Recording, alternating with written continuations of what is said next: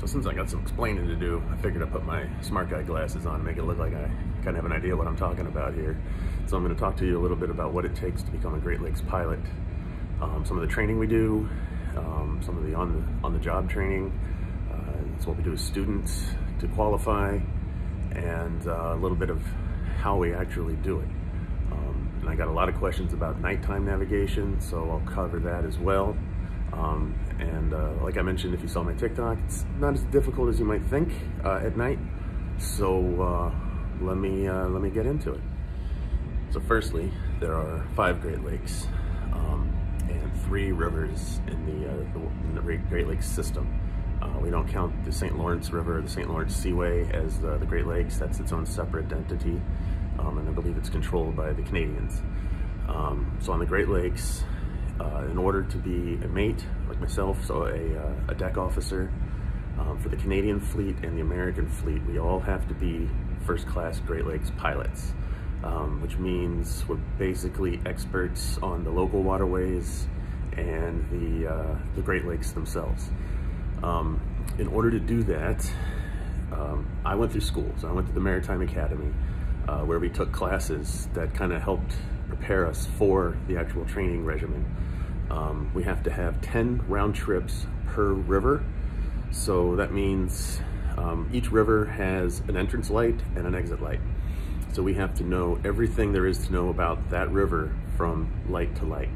So from the Detroit River up to the St. Clair River, you have the Detroit River light in Lake Erie, and that goes all the way out to buoys 11 and 12 in Lake Huron.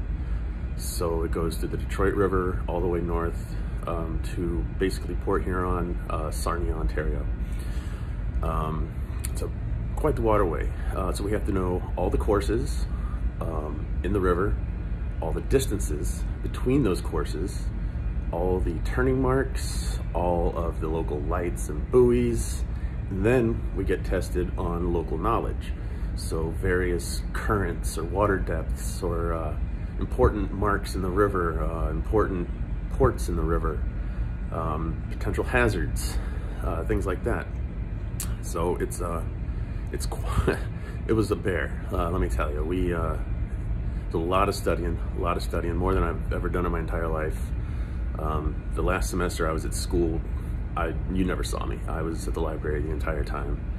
My stack of books and papers and tests that I took that last semester were probably 3 feet high. I have a picture somewhere of it, and it's nuts. I don't want to have to do it again, and luckily I don't have to. But there's 3 tests per river. So you have your narrative, which is a written one, which I'll show you guys here in a second.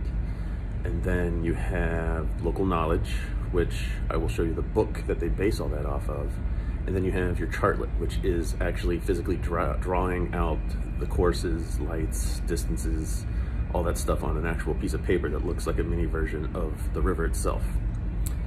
So you have those 3 tests for those 3 rivers. So there's 9 tests. And then you have 5 lakes.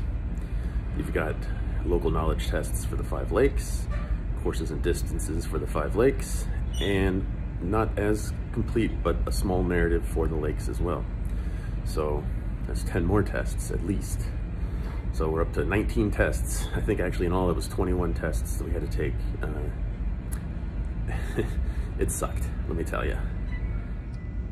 For the local knowledge part of the tests, we have this book here, U.S. United States Piloting Guide, version number 6. So it's broken down into 6 categories around the coasts, and the Great Lakes gets its own piloting guide. So you can see Lake Ontario, Erie, Huron, Michigan, Superior, and the St. Lawrence River. It's included in the book. It's not required for my testing, but for local knowledge, they can ask anything out of this. And let me tell you, they pull some obscure ass questions out of this book. Things that you would never, ever in a million years encounter as a commercial mariner. Like a bridge clearance for Belle Isle in Detroit, which is, I think, 10 feet. If we were on that side of the island in Detroit River, we would have more problems than that bridge. So when you get questions like that, it's really easy to fail the test. I failed each test once. And luckily we're allowed 2 retakes, so it was a bear. So that's the local knowledge aspect of it. Anything in there. Then, the narrative I described looks something like this.